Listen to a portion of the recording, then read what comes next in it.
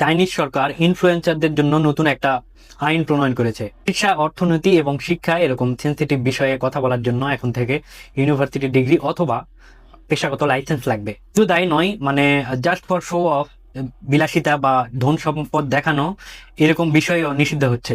মানে একটা জিনিস হয়তো আপনি ভালোভাবে একটা প্ল্যান করে রিভিউ করতে পারেন, কিন্তু জাস্ট ফর শো অফ এই ধরনের সম্পদ বা বিলাসিতা দেখানো এরকম নিষেধ।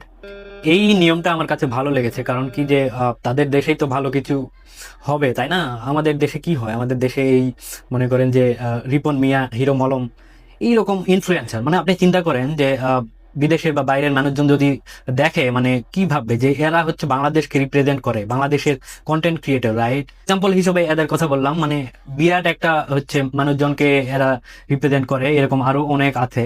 আমার মনে হয় যে এরকম নিয়ম বাংলাদেশেও আসলে তৈরি করা উচিত এবং প্রয়োগ করা উচিত, কারণ এগুলো খুব দ্রুতই বেড়ে যাচ্ছে এবং মানুষের মেন্টাল হেলথ নষ্ট করতেছে। আসলে এগুলো মানুষ কনজিউম করে, তো ভালো কন্টেন্ট না থাকলে কি হয় যে মানুষ ধরেন যে এন্টারটেইনমেন্টের জন্য এগুলাই দেখে, এগুলাই খায় বেসিক্যালি।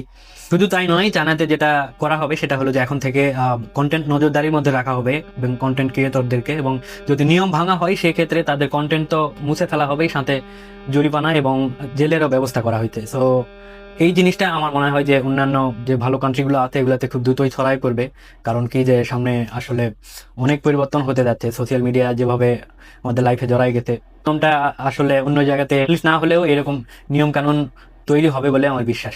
সরকারের এই নিয়ম বা উদ্যোগটা আপনার কেমন মনে হচ্ছে, এবং এটা অন্যান্য দেশে এবং বাংলাদেশেও তৈরি করলে কেমন হয়, আপনি কি মনে করেন?